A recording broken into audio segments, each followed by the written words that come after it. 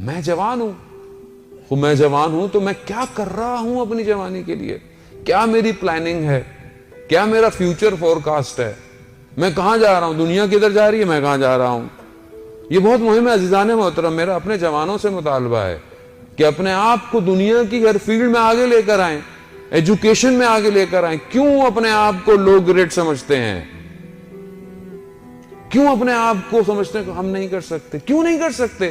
مگر جو کر رہے ہیں ان کے پر لگے ہوئے ہیں.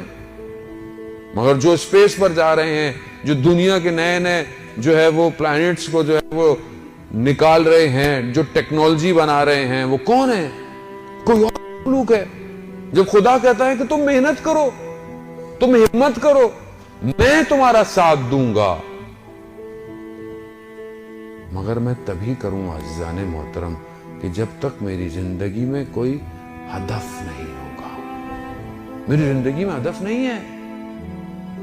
ہم شارٹ کٹ, بس میں یوں کر لوں, یہ کر لوں, یہ کام ہو جائے, یہ 4 پیسے یہاں سے آ جائیں, وہاں سے آ جائیں. عزیزان محترم, جس امام کے ماننے والے ہیں وہ کائنات کا CEO ہے, کائنات اس کے اختیار میں ہے, اور ہم ایک چھوٹی سی کمپنی پہ خوش ہو جائیں.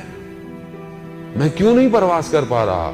کیونکہ میں سوچ نہیں رہا بڑا, میرا ہدف نہیں ہے. ایک اسپیکر کہنے لگا کہ ایک ٹیچر کلاس میں اپنے گئی, اس نے دیکھا کہ بچہ جو ہے وہ بہت ہی عجیب و غریب ہے, دروازے کے ساتھ الٹی سیدھی مستیاں کر رہا ہے. میں گئی تو مجھے غصہ آیا. میں نے کہا کلاس سے باہر نکل جاؤ. نکل گیا. میں نے پرنسپل کو جا کے بولا کہ یا تو میں ہوں یا تو یہ بچہ ہو. برداشت نہیں کیا کہ بچہ بدتمیز ہے, نکال دیا اس کو. کہتے پھر میں جب ٹیچرز کے ساتھ روم میں گیا تو میں نے کہا کہ میں نے یہ کر دیا. تو ایک ٹیچر نے کہا کہ آپ کے پاس سارے وہ الفاظ نہیں کہ آپ سب دروازے کھول سکیں.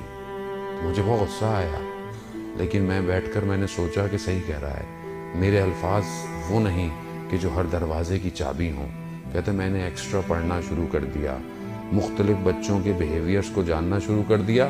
پھر میں اس مقام پر پہنچ گئی کہ جب بھی اسکول میں کوئی بھی آڑا ٹیڑھا شیطان بچہ ہوتا تھا, سب کہتے تھے کہ اس ٹیچر کو دو, یہی سب صحیح کر سکتا ہے.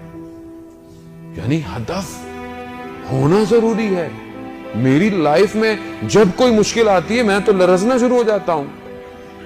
یہ مشکلات اپورچونٹیز ہیں, ان کو اویل کریں. جب خدا مشکل میں ڈال رہا ہے, خدا کچھ دینا چاہ رہا ہے, خدا کچھ سمجھانا چاہ رہا ہے. ہمارے پاس آتے ہیں مولانا صاحب سب کر لیا, ساری چیزیں کر لی, دعائیں کر لی, وظیفے کر لیے, سب کر لیا, مگر پھر بھی کام نہیں ہو پا رہا.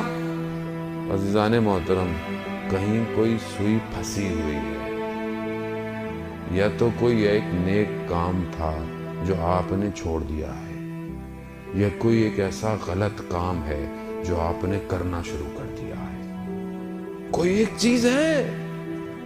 عزیزان محترم, خدا نہیں چاہتا اپنی مخلوق کو عذاب دے یا سختی میں رکھے یا غضب دے.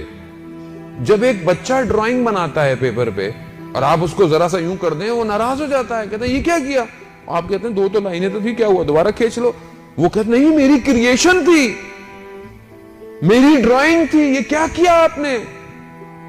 جب ایک بچہ ایک کاغذ کی 2 لکیروں کو نابود ہوتے ہوئے نہیں دیکھ سکتا تو وہ خالق اپنی مخلوق کو کیسے پریشان دیکھ سکتا ہے؟ کیسے دیکھ سکتا ہے؟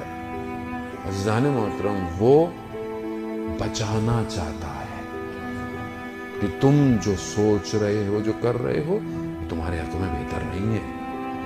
وہ اسی لیے پیچھے لاتا ہے بار بار, نہیں کرو, نہیں ہو رہا, مسئلے تو الہی ہے, خدا بہتر جانتا ہے. شہید دست غیبت مرحوم عبداللہ البلادی سے واقعہ نقل کرتے ہیں کہ بو شہر کے رہنے والے تھے.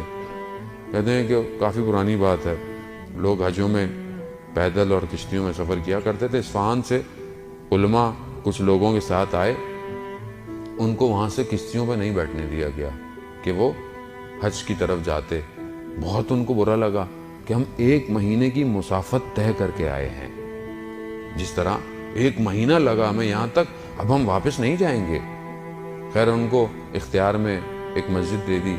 اب وہ مسجد میں نماز اور اس کے بعد مجلس اور مجلس میں گریا، شدید گریا، توسل امام حسین علیہ السلام سے کہ ہم تو اللہ کے گھر کی زیارت کے لیے آئے تھے. کہتے ہیں 4-5 دن مسلسل یہ ان کا